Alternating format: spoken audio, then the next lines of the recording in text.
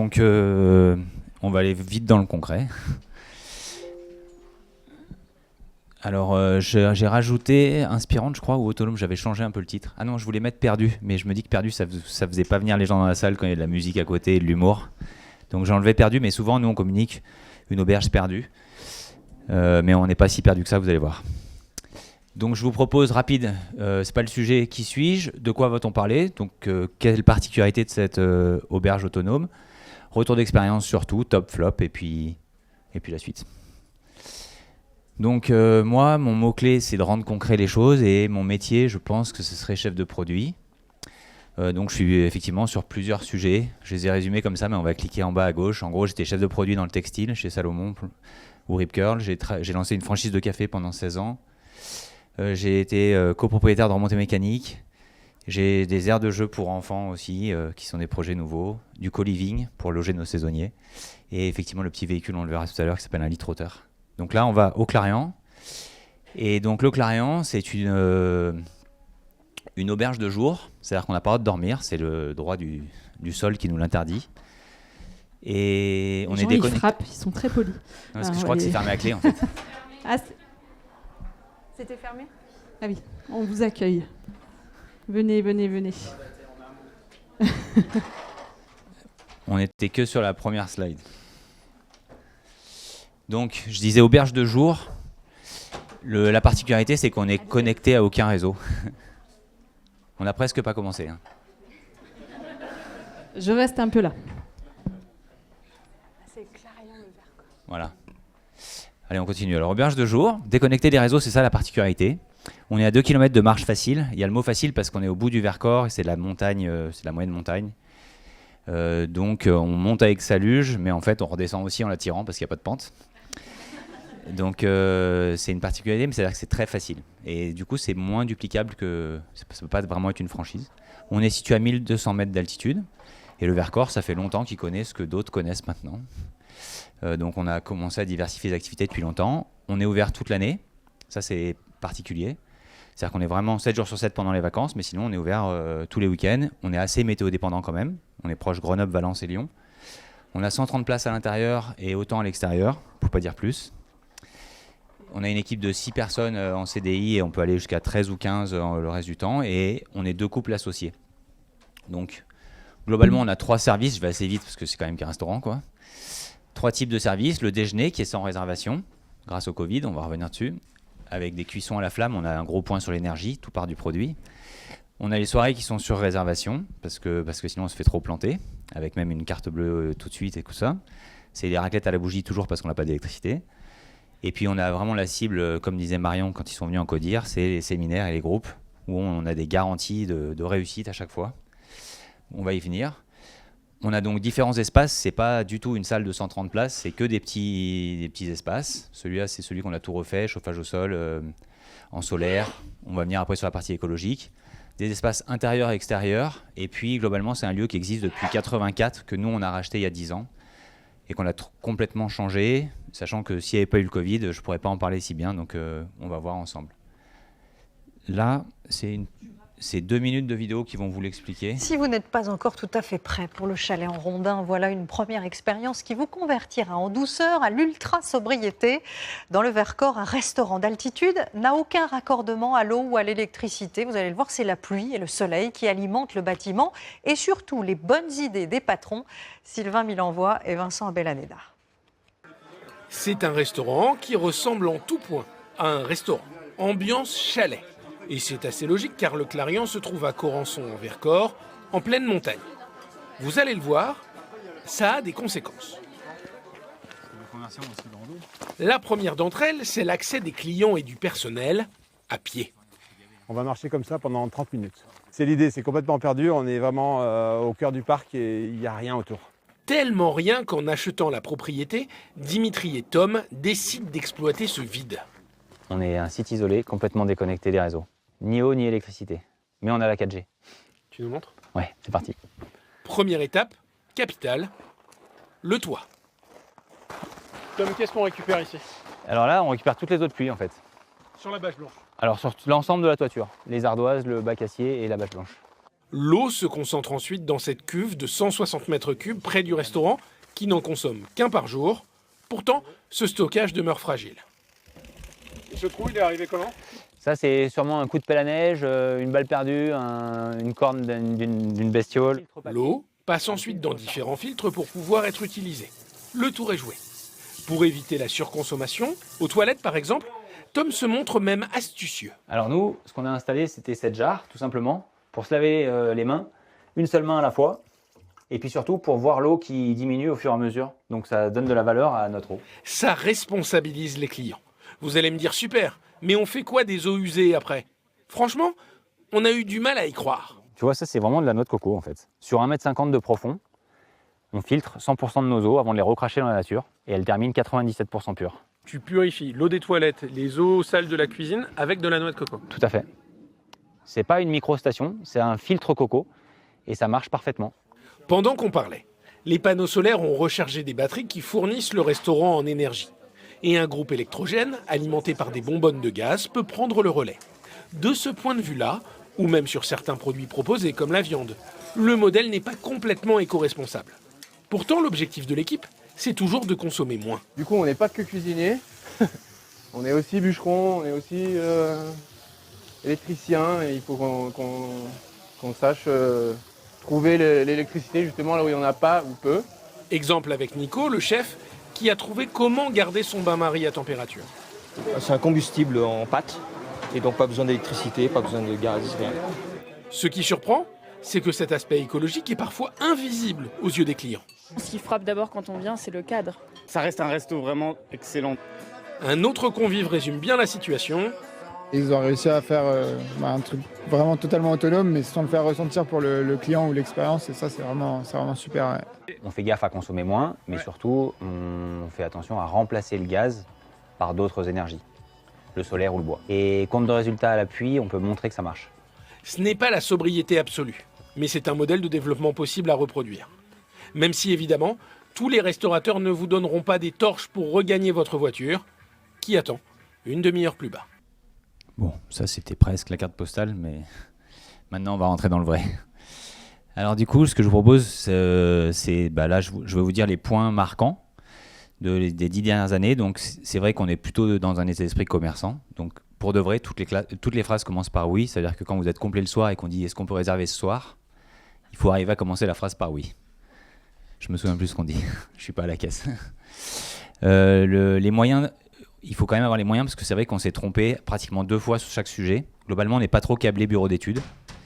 Et à la fin, ça coûte le même prix puisque clairement, sur tous les sujets, nous, on n'est vraiment pas des techniciens du solaire, de ce qu'on va voir après. On s'est quand même beaucoup trompé. Et voilà, donc il faut un peu de moyens. On a quand même beaucoup donné, c'est-à-dire qu'on a pas mal amorcé les choses. Globalement, vous verrez, on est assez généreux de l'assiette, mais aussi dans la manière d'enchanter nos voyageurs, pour reprendre une phrase de ce matin. On a beaucoup écouté. Pour de vrai, on s'est même caché derrière les buissons, parce que c'est génial, quand tu sors d'un restaurant, la première chose que tu dis, c'est « c'était comment ?» Et nous, on avait besoin de ce retour, en fait. Donc vraiment, on était dans la nuit, personne ne nous voit, on était juste à côté des gens qui parlent, et on écoutait les gens, ça fait une petite épingle. Et ça aide vraiment parce que du coup, on sait tout tout de suite. On sait quand c'est bien, on sait quand c'est pas bien. Donc j'ai toujours un peu honte quand je le raconte, mais en fait... Du coup, on va vraiment se poser des questions quand on sort du resto. Ouais. Non, mais dites-le sans mettre plus loin, quoi. Ah, c'était génial. Ouais, non. C'est vous qui me direz après. On est sincère. Vous allez voir, le produit a beaucoup changé et on peut vite être... catalogué, c'est devenu différent, alors que c'est quand même basé sur la sincérité, de faire les choses bien, et vous allez voir. On a beaucoup désobéi, donc ça c'est dur, c'est-à-dire que vous verrez dans la suite, j'étais obligé de rajouter la suite, c'est après les prochaines élections municipales, parce que c'est pas facile d'être hors des sentiers battus, mais donc on a quand même beaucoup fait et demandé après avoir fait. C'est bon, et donc je comprends, je suis pas victime, je comprends que ça énerve. On a une programmation qui est dynamique, donc pour un restaurant, c'est vrai que là j'ai cité l'envers du décor par exemple, c'est des choses qu'on fait toutes les semaines, on présente un temps d'1 heure avec les gens qui veulent, c'est gratuit. On leur fait tout le parcours de l'eau, la conséquence en énergie, je crois qu'on l'avait fait d'ailleurs pour vous quand vous étiez. On a aussi une montée théâtrale, par exemple, c'est-à-dire que le samedi, il y a trop de monde, donc on ne voulait pas juste monter les prix pour dire qu'ils viennent réserver le vendredi ou avant. On a rajouté une pièce de théâtre ambulante sur le chemin. Comme ça, c'est les comédiens qu'on paye, mais du coup, c'est quand même plus cher le samedi, donc si tu veux payer moins cher, viens un autre jour. C'est des exemples, on en verra d'autres. Globalement, on a quand même remarqué que quand le produit est vraiment différent, c'est plus facile à vendre. Donc, plus on a exagéré, finalement, plus les gens étaient prêts à le faire. Tout à l'heure, vous verrez, il y a une guirlande qu'on met dans la forêt. Les gens ils nous parlaient plus de la guirlande pour nous rejoindre que de la raclette. Donc on s'est dit, en fait, notre métier, c'est pas du tout de vendre des raclettes, c'est de vendre une manière d'aller, de venir à nous. On a pas mal insisté là-dessus. On a eu, du coup, comme on avait un produit différent et atypique sur Google, quand on tape restaurant autonome, c'était nous qui sortions, donc tous les médias se copiaient et disaient tous la même chose. Et c'est comme ça aussi qu'on a le maire du village qui dit tu fais le malin à dire que tu récupères tes eaux de pluie, donc pourquoi tu me demandes de l'eau sur le golfe à telle période. On en parlera aussi. Globalement, c'est cher. C'est-à-dire qu'on a quand même fait attention à nos marges depuis toujours. Donc, et c'est ça qui est intéressant avec l'envers du décor, c'est qu'on explique aux gens qu'il faut garder le gratin de ravioles à 18 €, mais que nous, on a 250 000 €, pour pas dire 350 000 maintenant, de techniques à amortir. Et se mettre dans ce dilemme-là, nous, on a vite choisi, c'était que oui, on est cher, mais c'est bien. Donc notre job, c'est de se rendre compte si 50 € une raclette, c'est cher dans le Vercors, 60 € parce qu'ils ont pris du vin, est-ce que c'était une bonne soirée? Du parking au parking, en fait. On a aussi créé beaucoup de packs et de produits d'appel, vous allez voir, pour surtout dynamiser la semaine et la météo défaillante certains moments. Donc là, j'en ai déjà parlé, mise en scène. Je vous ai parlé de théâtre, petite faute d'orthographe à flambeau. Le flambeau, c'est incroyable, tout le monde nous demande le flambeau à la fin. C'est-à-dire qu'en réservation internet, on nous dit est-ce qu'il y aura bien le flambeau? On dit mais c'est qu'un flambeau, quoi. Et globalement généreux, je vous l'ai dit, c'est aussi que on s'attache à garder des produits pas gratuits mais presque. C'est clairement l'espace de pique-nique qui est à côté. Enfin, les gens, il y a marqué partout entrée sans consommer. Toute la programmation autour du développement personnel ou je pense aux profs de yoga, tout ça c'est vraiment servez-vous du Clariant, c'est dans l'esprit presque un incubateur, venez vous servir de ce lieu et à la fin s'ils consomment c'est bien mais c'est même pas le but. Donc j'ai mis je crois quelques images pour vous le montrer, la guirlande que j'ai mis au centre, beaucoup de choses sur l'astronomie aussi de temps en temps qui sont intéressantes, qui marchent bien, et puis là c'est des exemples de packs qu'on a fait, raquettes, raclette, challenge du feu, tartine à la flamme, Watt apéro. À chaque fois, c'est avec des partenaires locaux. Donc ça, c'était pour vous dire à peu près ce qu'on a fait. Et maintenant, le plus intéressant, qu'est-ce qui a marché et encore mieux, ce qui n'a pas marché. Donc quand on a acheté, l'affaire, elle faisait 100 000 €. Et le banquier nous a dit, à 300 000, vous êtes quand même un peu ambitieux. Moi, je venais du café et je dis, ça nous semblait que c'était une pépite et qu'on allait y arriver. Finalement, on a multiplié par 10. Donc on fait 1,3 million maintenant. Donc je dis pas vraiment par 13 parce qu'à mon avis il y a des choses qu'il n'y avait pas dans le chiffre du début. Ce dont on est fier aussi, c'est qu'on est vraiment autonome, on ne s'est pas raccroché à aucun réseau. Et surtout, maintenant on produit 95% de notre énergie de manière renouvelable. Et ça c'est mesuré parce qu'avant on n'était pas vraiment sûr, puis on avait les groupes de secours à énergie fossile, donc c'est du gaz pour avoir moins de particules fines. Mais en fait, ce qui était facile quand tu as les moyens, c'est de rajouter une autre citerne. Nous, on s'est vraiment challengé en disant non, il faut qu'on... Et c'est là où on a réalisé que, par exemple, un pain perdu, on croit que c'est une bonne idée, mais si tu tiens un four à gaz tout l'après-midi chaud pour ton pain perdu, il vaut mieux pas faire de pain perdu. Et c'est comme ça qu'on a mis 60 stères de bois pour faire de la cuisine au feu de bois. Plus spectaculaire côté client, vous allez le voir en photo après. Globalement, dans les tops, on a aussi le fait qu'on soit un camp de base pour d'autres. C'est ce que je vous disais, la notion d'incubateur, mais on a lancé des produits nouveaux, vous les verrez en photo, mais il y a Roule ma boule, il y a eu le lit trotteur par exemple, où on fait beaucoup de stages.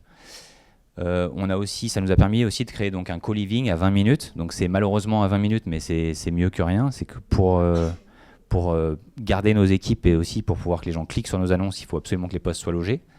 Mais quand il n'y a plus de place au niveau urbanistique ou dans les prix du foncier d'un petit village, parce que nous on est un cul-de-sac, donc c'est vrai que par rapport à Villard-de-Lans, tu viens pas par hasard à Corançon, tu viens parce qu'il y a un produit particulier. Donc on a vraiment de toujours essayer d'attirer les gens et ensuite du coup on est un peu piégé avec nos saisonniers, il faut quand même les loger. Mais ça a bien marché et globalement l'histoire se finit bien, donc c'est vrai que c'est une preuve joyeuse à 1200 mètres, c'est que même à 1200 mètres et même quand il n'y en aura plus de ski alpin, tout va bien. J'ai un associé qui est très attaché au beau, donc voilà, c'est vrai que c'est beau, c'est bon et puis c'est bien parce qu'on fait mieux pour la planète, vous allez voir. Globalement on a 5 CDI, ça aussi on s'est rendu compte que plus on embauchait à l'année, plus c'était facile. Il faut juste trouver le modèle économique, mais moins on a de saisonniers, qui sont presque des lits froids en fait, des saisonniers, parce qu'il faut des structures pour les accueillir, puis quand ils sont plus là... Donc nous, notre travail, c'est vraiment de faire qu'une journée de semaine pluvieuse, les gens se régalent. Et les gens, c'est ou un comité de direction ou des familles. Du coup, on a de moins en moins de saisonniers et ça se passe de mieux en mieux. Je me rappelle la saison, on a commencé avec 12 nouveaux. Bon, bah, ça s'est mal fini. Et puis après, en faisant la presse, je réalisais que nous, maintenant, on travaille pas beaucoup sur le Clarion. Donc ça, c'est aussi une fierté, c'est qu'on a réussi. On travaille 4 heures par semaine maximum. Mais j'étais obligé de rajouter maintenant. Et puis, je pouvais pas faire une présentation sans dire qu'on a des toilettes sèches de malades. Parce qu'on a tous une mauvaise image des toilettes sèches. On s'est aussi trompé 2 fois. Et quand on se trompe dans les toilettes sèches, on le sait. Soit sur TripAdvisor, mais aussi avec l'odeur et tout. Mais là, vraiment, il y a des systèmes qui marchent. Donc, je les ai pas mis en photo, mais on pourra en parler ceux qui veulent. Là, c'est des exemples. Bon, vous voyez, le roule ma boule, par exemple, c'est un produit qu'on a lancé l'année dernière, à proximité du restaurant. On aurait adoré, avec notre mairie, le faire le long des 2 km de marche. C'est-à-dire que les gens achètent une boule 24 heures sur 24 dans la forêt. Et après, c'est des choses qu'il y a beaucoup en Autriche, en Allemagne, en Suisse, mais il n'y en avait pas en France. Là, c'est l'exemple de la pièce de théâtre, où on leur coupe des rondins de bois, ils s'assoient, et puis il y avait des petites scénettes le long du chemin. Ça, c'est une session qu'on a appelée la session verticale. C'est vraiment on démarche des entreprises en leur disant venez, on va travailler avec des consultants seniors chez vous et après vous allez venir dans notre lieu qui est inspirant pour continuer à travailler sur votre stratégie, sur des produits particuliers. On le fait aussi avec des designers. Ça, c'est un exemple du lit trotteur. Donc, on n'a pas le droit de dormir. Donc, nous, très vite, on avait développé des containers pour dormir comme des petites chambres d'hôtel. On s'était trompé, c'est qu'on avait fait des containers en disant vous inquiétez pas, c'est comme à l'hôtel. Et on voyait que les gens étaient déçus quand on les disait c'est comme à l'hôtel. Parce que c'est vrai qu'il y avait tout. En fait, tu avais chaud, tu avais une douche. C'est nous qui gérions la galère de la technique et du gel. Mais donc, on a vite enlevé les containers qui étaient trop comme une chambre à l'hôtel et puis trop lourds à déplacer pour des choses beaucoup plus petites. Donc, on a prototypé des lits trotteurs. Donc, c'est des petites voitures, effectivement. Où une fois qu'on arrive, on appuie sur un bouton, la carrosserie s'ouvre et il y a la tente de toit qui sort. C'est le droit du sol qui nous a poussé à faire ces produits-là. Et on pourra revenir après avec vos questions. Donc les flops, toujours pas d'hébergement. Clairement, dans le séminaire, c'est vrai que ce serait mieux qu'ils dorment. Et pour l'empreinte carbone aussi. Donc j'en parle après dans le point 4, le trajet sans CO2.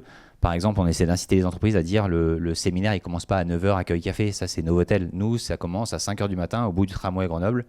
Et la manière de rejoindre le Vercors sera déjà une expérience. Et ça, tout le monde adore. C'est une opération qu'on a fait Refuge Express.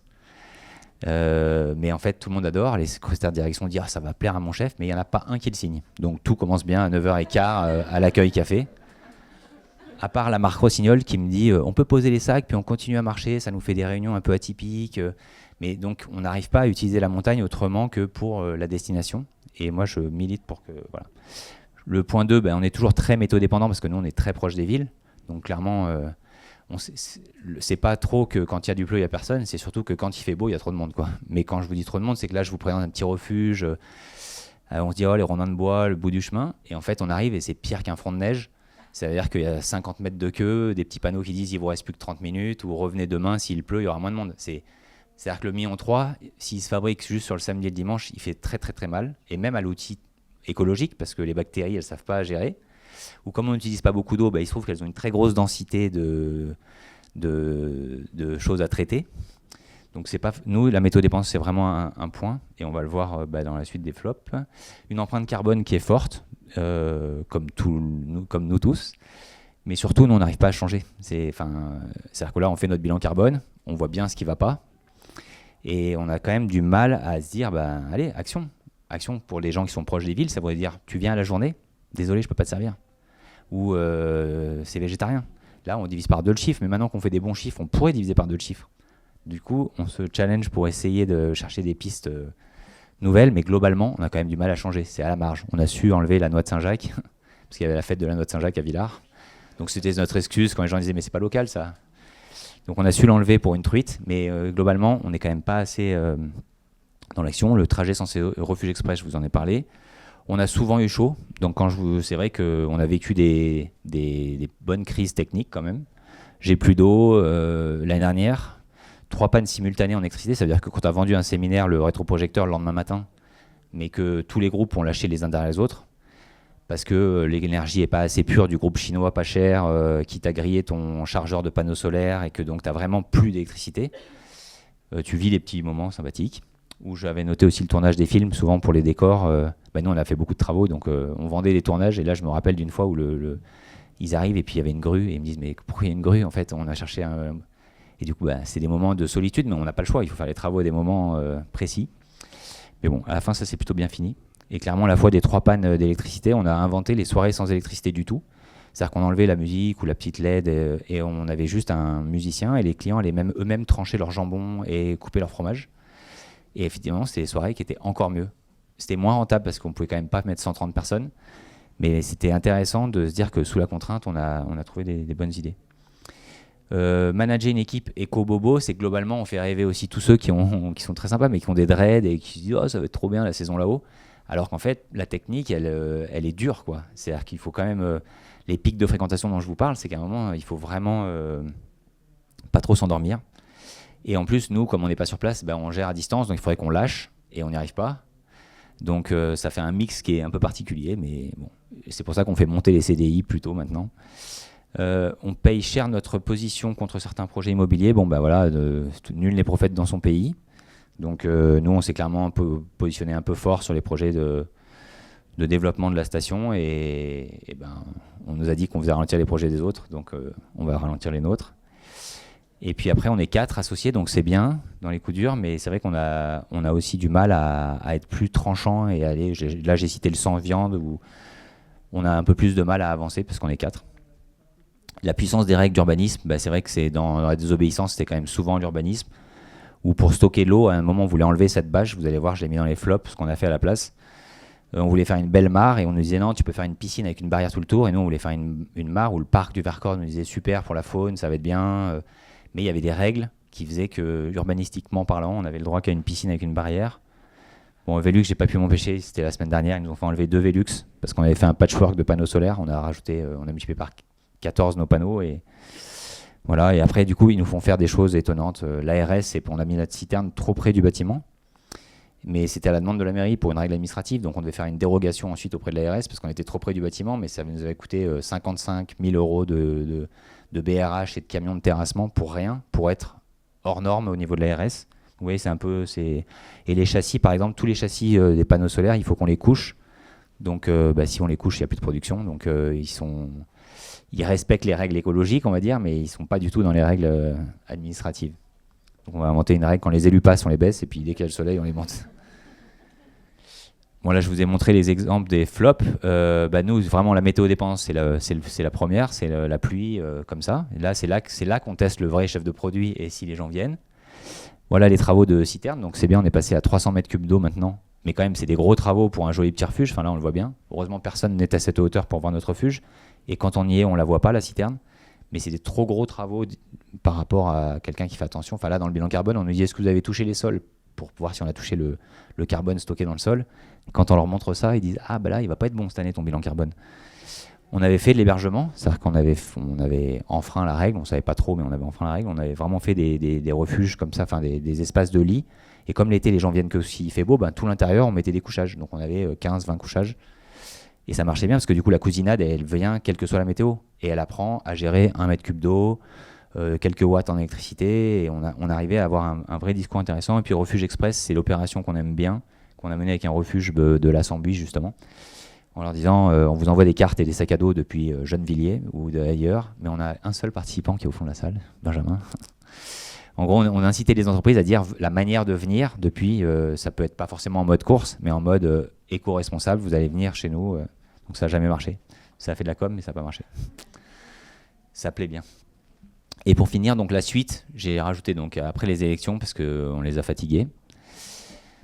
Nous, c'est vraiment développer la semaine. Le job, c'est ça. Donc c'est pour ça, c'est les séminaires et puis c'est de gérer la pluie. Nous, on veut vraiment on va même fabriquer l'onglet sur notre site internet qui sera c'est mieux quand il pleut, quoi.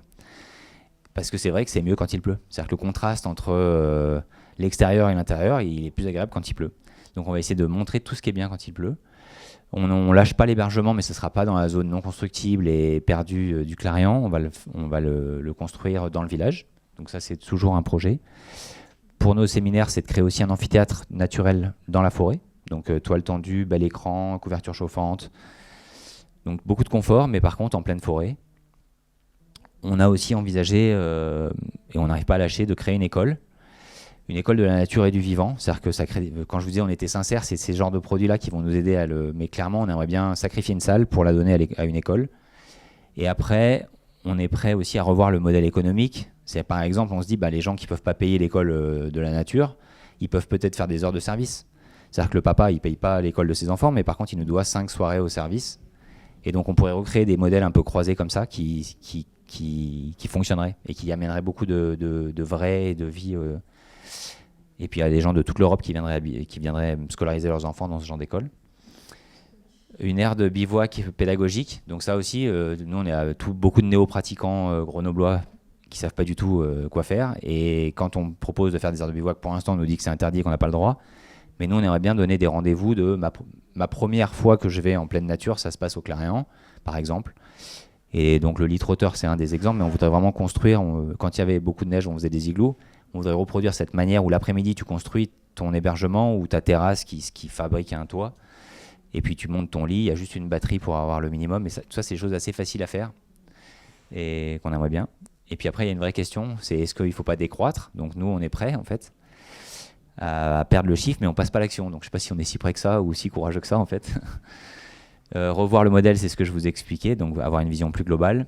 Et puis globalement, il manque des animaux sur place. On a plein de bonnes excuses pour pas les mettre, mais maintenant qu'on a des gens à l'année et tout, il faut qu'il y ait un cochon, une poule. Et puis je voulais un peu évoquer aussi gagner en authenticité. Voilà. Merci Tom, on peut l'applaudir. C'est un témoignage honnête de tout le parcours que tu as pu avoir depuis le départ.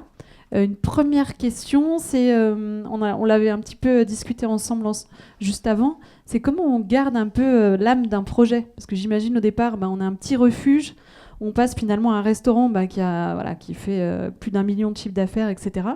Est-ce qu'en plus de discuter à 4 avec d'autres partenaires, ça complique aussi les choses? Et quel choix tu as dû faire, ou des fois non-choix, pour avancer, et des fois même au niveau éthique, où tu as dû, j'imagine, des fois, le chemin n'est pas forcément facile, le projet de base, le projet de fin, et peut-être ce que vous allez amener plus tard. Oui, donc c'est vrai que personne n'avait dans les 4 associés cette idée au départ.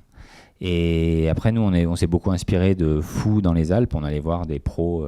à la Clusaz, à l'Alpe d'Huez, ils étaient tous génies dans un domaine. Et puis, après, le Covid nous a vraiment aidés, c'est que nous, on était trop traditionnels. Donc, quand on nous a dit qu'il n'y a plus de terrasse, oui, qu'il faut contrôler des passes, ça, on ne pouvait pas. C'est pas qu'on était anti-règles, mais on a inventé la livraison en forêt, en fait. Et là, on s'est dit, mais attends, dès qu'on arrête de répondre au téléphone, on ne pouvait plus répondre au téléphone, parce que quand il y a trop de monde, il y a trop de monde. On a vu que finalement, les chiffres étaient bien meilleurs, les gens étaient vraiment contents.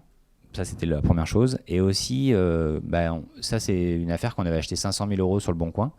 La première fois ça les valait pas du tout, en fait. Ça les valait parce que c'était une pépite et que c'était unique et que c'était construit dans un endroit non constructible. Mais c'est vrai qu'après, le premier à avoir changé l'esprit du Clarion, c'était le remboursement des emprunts. Donc, on s'est tout de suite dit, mince, il faut absolument qu'on gère l'eau. Parce qu'au début, on a monté du village à dos d'homme, presque. Et chaque fois qu'on avait un petit rétroviseur sur le chemin, et chaque fois qu'on voyait des gens arriver, on soupirait. On se disait non, ça marche pas ça. Parce qu'on voyait trop la vaisselle et on voulait pas aller sur le jetable. Donc je pense vraiment que, et donc c'est ce que nous disent souvent les gens qui on l'a acheté, ils nous disent ouais, t'as changé d'esprit. Et on dit franchement, à ce prix-là, on n'avait pas le choix. Il fallait rembourser les emprunts. Après, on a essayé de le faire par petites étapes. Et globalement, il est devenu plus responsable. Donc moi, perso, j'ai pas trop de... Tu tires trop. Voilà, je m'y retrouve. Okay. Ma femme, moins. Et un dernier point peut-être que tu as moins évoqué, c'est ce qu'on y mange. On voit qu'effectivement, il y a encore de la viande. Ça doit être un sujet, j'imagine, que vous discutez, vous, entre partenaires. Est-ce que aussi, vous arrivez aussi à sourcer des produits de manière assez locale? Enfin, vous en êtes un petit peu de tout ça? Ouais. Alors, c'est vrai que, évidemment, c'est sujet depuis toujours. Donc, c'est très local. Mais ça suffit pas. En plus, dans le bilan carbone, que ce soit local ou pas, c'est de la viande. Donc, c'est le même. Donc, on est très mal noté sur la viande. Et en plus, moi qui suis végétarien, mon associé il me sort toujours les chiffres où les gens, ils disent, même ceux qu'on réduit, ils se disent on est au resto, c'est l'occasion quand même. Elle est bien cuisinée, elle est au feu de bois, il y a un chef. J'en prends pas beaucoup, mais là, donc on a des très bons scores sur la viande. Mais, et c'est là où maintenant il faut du courage. Donc clairement, on y arrive un peu plus le soir. On offre beaucoup de choix de raclette, jusqu'à même la raclette sans fromage. Mais, c'est quoi une raclette sans fromage? Ouais, alors c'est très bizarre, mais ça finit avec une omelette et beaucoup d'accompagnement. Mais les gens sont très contents qu'on leur propose. Donc, mais pour l'instant, c'est vrai que la viande, c'est quand même encore le sujet. Et après, nous, ce qu'on a surtout fait, c'est qu'on est resté toujours en mouvement. On n'a jamais dit qu'on était parfait. On n'a pas un clic sur notre site où il y a marqué le Clarion éthique ou limite, comme il le disait. Et c'est dommage, on ne le voit pas que c'est un restaurant autonome quand on est client. Parce que c'est dur à dire. Quand tu es aux toilettes, on sait te dire ici, tu ne consommes pas d'eau. Quand tu es en train de te... Mais globalement, on n'a pas fait trop la promo. Donc c'est vrai que peut-être, maintenant, la prochaine étape, ça va être d'être beaucoup plus courageux. La conférence de ce matin sur le web responsable, je ne l'ai pas mis dans la suite, mais je pense que c'est la fin des réseaux sociaux. Et puis la viande, j'espère le plus vite possible, mais il faut qu'on soit prêt à diviser le chiffre d'affaires par deux, c'est sûr. C'est un vrai choix. Okay. Est-ce qu'il y a des questions dans la salle? Oui.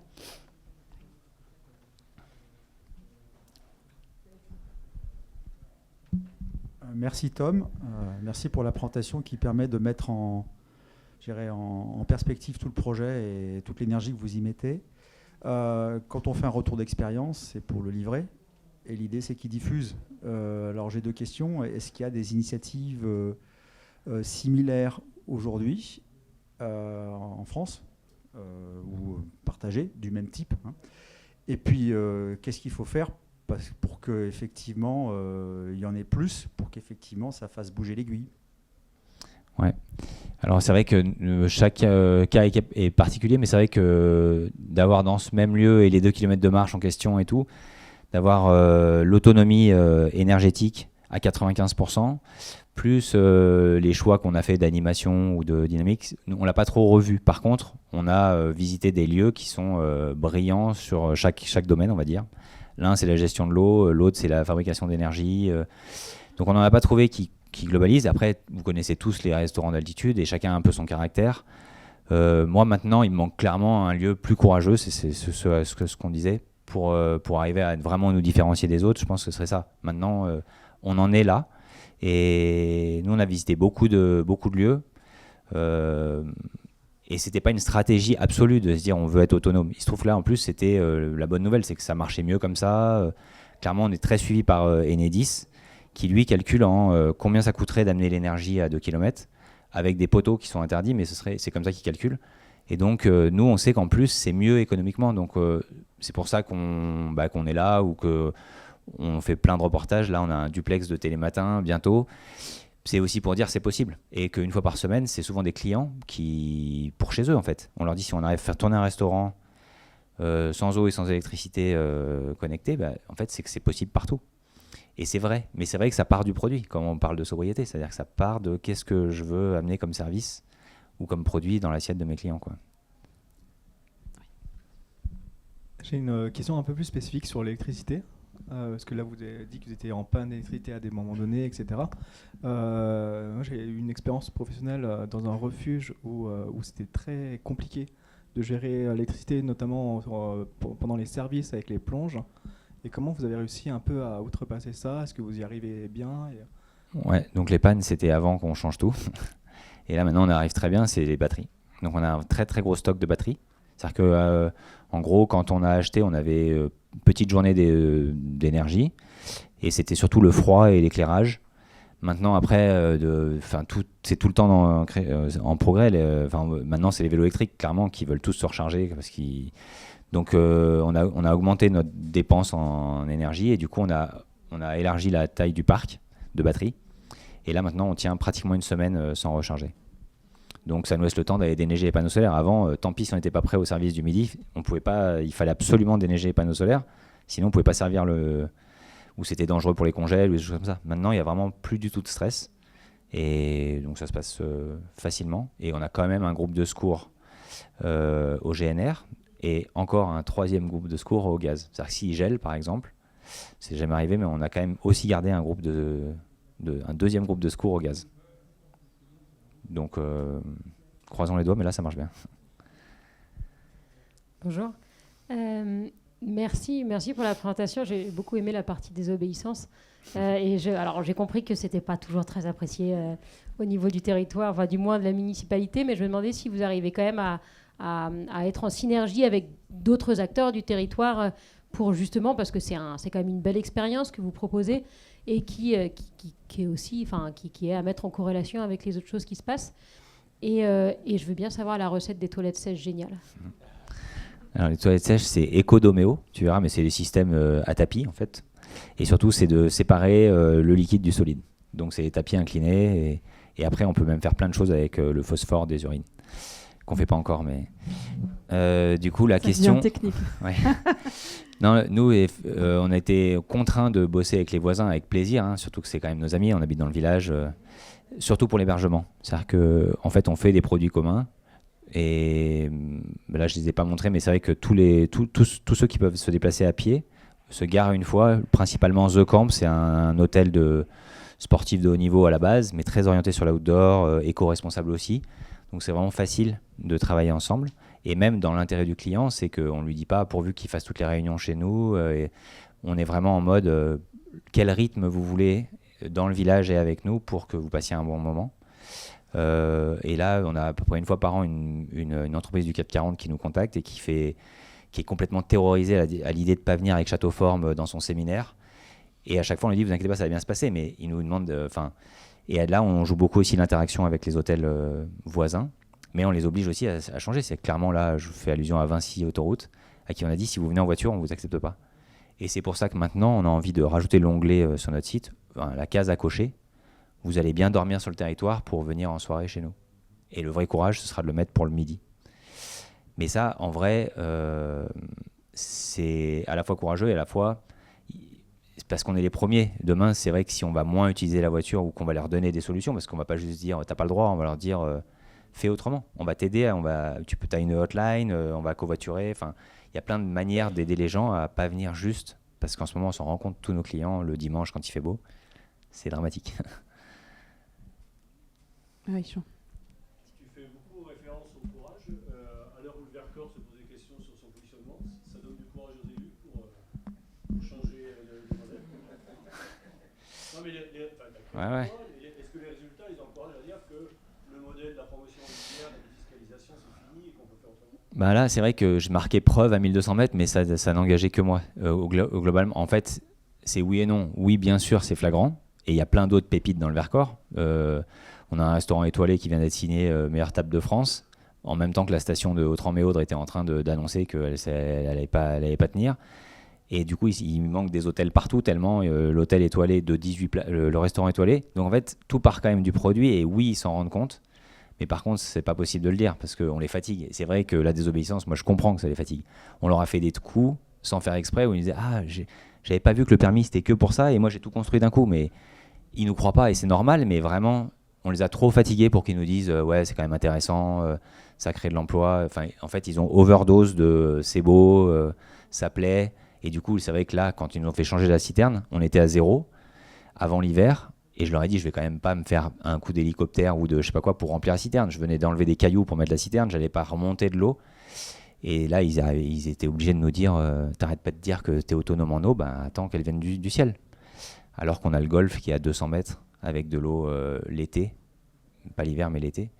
Donc non, on n'a pas une relation où ils pourraient l'admettre. Mais après, franchement, tant pis, ça peut inspirer ailleurs. Mais dans le local, non. On a des élus qui sont loueurs de ski. J'ai rien contre les loueurs de ski, mais c'est pour vous dire qu'il y a vraiment à 1000 mètres d'altitude, il y a vraiment deux grandes tendances. Et on est ou noir ou blanc, on n'a pas le droit d'être gris ou des nuances de gris, quoi.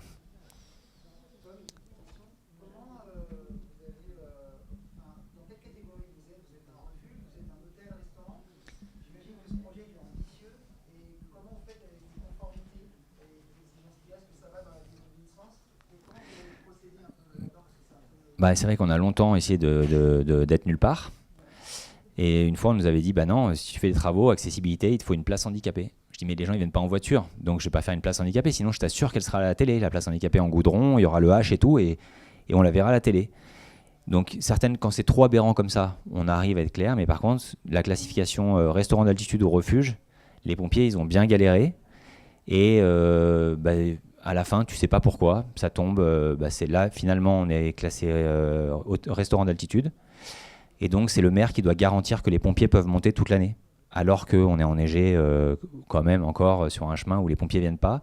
Nous, on n'a pas trop relevé et stabiloté la ligne. On se dit juste, c'est complètement incohérent.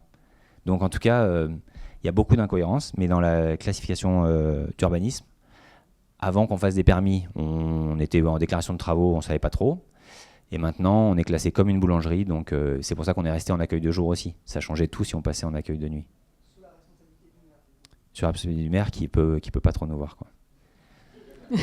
On va prendre une dernière question. Il y a des questions qui se posent aujourd'hui sur l'évolution de la montagne et des modèles économiques avec justement des camps ou d'autres. Il y a un souci, ou en tout cas une solution qui passe sur le modèle économique, c'est l'évolution. Pour gagner, on va évoluer en gamme. Et donc on assiste à une potentielle gentrification de la montagne. Avec ton positionnement, de quel côté es-tu ? Du coup, j'ai envie de te répondre les deux, mais parce qu'on garde bien un café atypique que vous n'avez pas l'habitude de boire, qui était avec les pompes à vélo, des choses comme ça, à 2 €. Mais en même temps, c'est vrai que quand il y a des privatisations de gens qui te prennent la totalité du restaurant et qui veulent encore privatiser, on leur dit c'est bizarre, tu as déjà toutes les places, donc pourquoi tu veux privatiser ? En fait, c'est vrai qu'on ne dit pas non, donc on a vraiment les deux et selon les périodes, mais on s'est rendu compte qu'on avait tendance, par exemple, à aller trop à perdre les locaux. Donc là, on lance avec plaisir des soirées non rentables le jeudi avec des groupes de musique assez adaptés et des planches apéro où, pareil, en dessous de 20 €. Et on leur dit surtout, venez sans consommer. C'est-à-dire que c'est vraiment, viens juste écouter de la musique face à la montagne. Tu te fais la balade, tu achètes ta petite boule de bois. Je vous ai pas dit, ça coûte 5 € la boule de bois. Une fois que tu l'as, tu l'achètes au restaurant ou dans les automates qui sont dans la forêt. Après, tu peux jouer. Enfin, on essaie de rendre plein de manières les tables de pique-nique ou ça, en disant profitez-en. C'est vrai que c'est soigné, c'est vrai que c'est joli, profitez-en. Mais après, on arrive quand même avec la marge et on vend cher. C'est quand même ce qui nous sauve.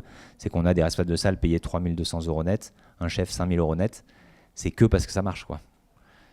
Ou quand on leur fait des primes à ces gens solides, pas la première année, mais dès qu'on a vraiment confiance, c'est 12 000 € par an de primes. Ça nous aide à les tenir aussi. Il y avait l'hébergement, mais évidemment les salaires. Et du coup, si t'es pas cher, t'es mort, quoi.